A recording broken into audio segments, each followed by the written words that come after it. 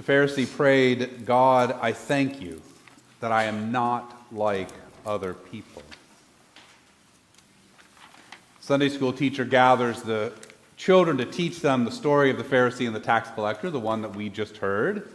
And she tells them, about how they both went up to the temple to pray, and how the Pharisee stands proudly, kind of afar off from everybody else, but looking up to heaven and prays, "God, I thank you that I am not like other people, thieves, rogues, or even this tax collector. I fast twice a week. I give a tenth of all my income." And then she tells them about the tax collector, again, as we just heard in the gospel, who stands far off, looking down, not up, beating his breast and praying, "God, be merciful to me, a sinner." And kids being kids, this is a story they get. They get it right away, no problem. Tax collector's humble prayer and the attitude are the right ones. They answer all the Sunday school teachers' questions about this. They get it all right. They understand, in essence, if not in Jesus' words, that all who exalt themselves will be humbled and all who humble themselves will be exalted. So the Sunday school teacher is very happy, very proud of the kids, happy that things have gone so well this morning and the children understood the lesson so clearly. So she invites them to stand and pray, and she begins her prayer, "God, we thank you that we are not like this Pharisee." It is an old joke, and clearly you get the point because you laugh. It's an easy temptation to name, but not an easy one to overcome or to avoid. And if we're honest with ourselves, I won't speak for you, but when I first heard that joke, there was a part of me, somewhere deep down in the prayed, "God, I thank you that I'm not like the Sunday school teacher." It just keeps going, right?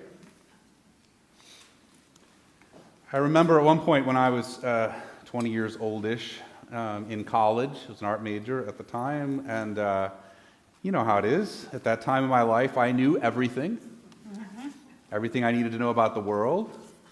I knew who the good guys were and who the bad guys were, and I knew what justice was and what injustice was. And I was sure that I knew what needed to be changed in the world to make sure that things went right, that goodness and justice won. And I knew who all the people were who needed to be put in their places, who needed to be straightened out in order for my life and for the whole world to be a better place. I was not a churchgoer at the time, but if I were praying, it would probably have sounded much like, "God, I thank you that I am not like other people." And then one day, I must have been a senior because I had my own studio in college at the time, so I was painting away, and I had little earphones, not this Walkman or whatever you have back then, and I was listening to a song called "Idiot's Rule" by a band from the 80s and early 90s called Jane's Addiction. I know that dates me, and I had listened to that song like 1,000 times at least, but for whatever reason, this one day, while I was painting, I heard the lead singer, Perry Farrell, sing as if for the first time, "You know the man you hate, you look more like him every day." It hit me. I don't know how much it changed me. The great 20th century monk and writer Thomas Merton wrote a chapter in his book, New Seeds of Contemplation, called "The Root of War is Fear." And in that chapter, Merton says that our lives are filled with fear, which is itself, by the way, a symptom of a lack of faith in God. And he writes in that chapter that though we fear many things, what we most fear is what we know is in us, our own evil, our own sin. And because we're so afraid of what's in us, and we're too afraid to deal with it, we try to minimize it, to make excuses for it, to justify it, and to hide it from other people. If we believe in God, to try to hide it from God, good luck. And probably most importantly, to hide it from ourselves. And the easiest way to do that is to concentrate instead on the evil and the sin of others. And exaggerate that. Justify our own sin and accuse others for theirs. And Merton writes in that chapter, when we see crime in others, we try to correct it by destroying them, or at least putting them out of sight. It's easy to identify the sin with the sinner when he is someone other than our own self. How easily we join our voice to the Pharisees' prayer, building ourselves up by tearing others down. And how few steps there are, and this is the point that he makes in his chapter, how few steps there are from this seemingly small and understandable sin to all kinds of evil, like abuse and neglect, racism and apartheid, oppression and exploitation, state-sponsored violence at home and war abroad. How easy it is to pray, God, I thank you that I am not like other people.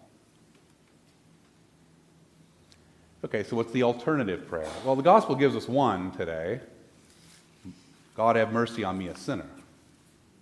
And I think that is a good alternative prayer. It's the basis of the Jesus prayer, the most prayed prayer in Eastern Orthodox Christianity. So I'm for it. That's a good prayer. Use that prayer as often as you can.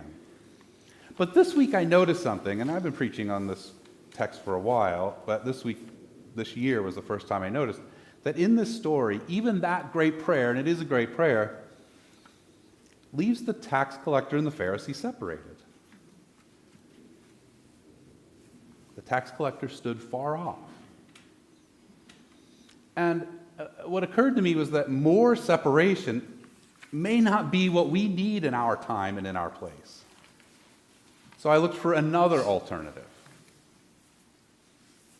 There is another prayer that sounds like the prayer of the Pharisee, except for one word.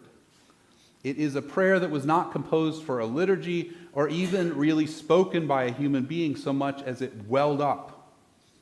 The Holy Spirit of God speaking through one man, a man who might, like the Pharisee, be seen as one set apart, a righteous man, a holy man, a man who had a vision on a crowded street in the heart of a city. On March 18th, 1958, the same monk that I mentioned earlier, Thomas Merton, found himself away from the monastery one day. The monastery's in Kentucky.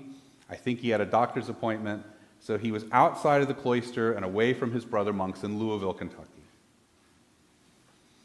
And he writes in his great book, Conjectures of a Guilty Bystander, about how he found himself there in Louisville on the corner of 4th and Walnut, in the center of the shopping district, surrounded by all kinds of people running around and going about their business. Not something monks are used to being around, by the way. And we should have that in mind when we hear what he says.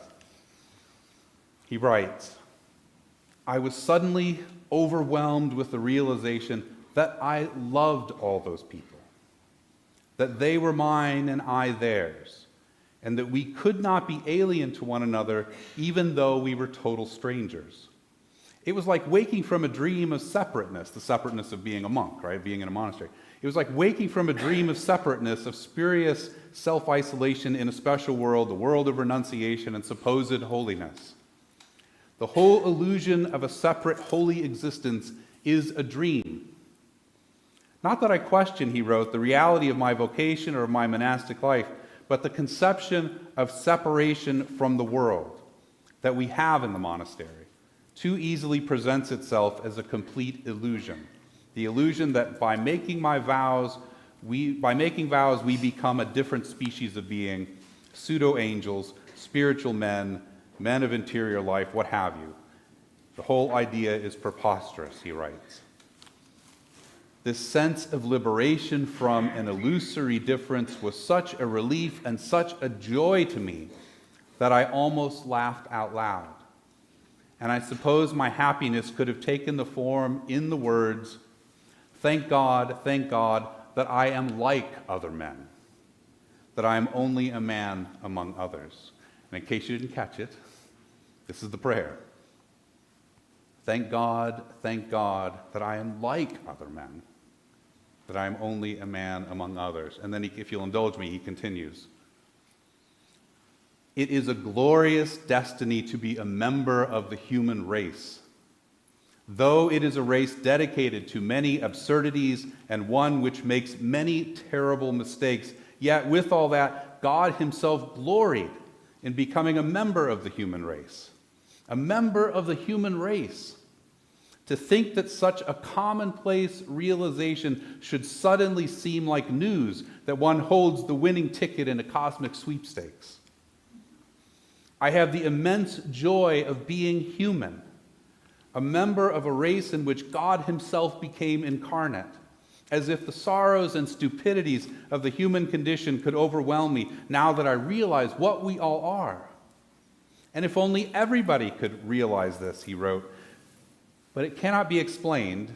There is no way of telling people that they are all walking around shining like the sun. If only they could all see themselves as they really are, he writes. If only we could see each other that way all the time, there would be no more war, no more hatred, no more cruelty, no more greed. I suppose the big problem would be, he writes, that we would fall down and worship each other. And then he says, I have no program for the seeing. It is only given. But the gate of heaven is everywhere. The Pharisees' prayer, and too often our own. God, I thank you that I am not like other people. Father Merton's prayer, a true and holy prayer given to him by the Holy Spirit for all Christians and all people. Thank God that I am like other people, that I am only a human being among others.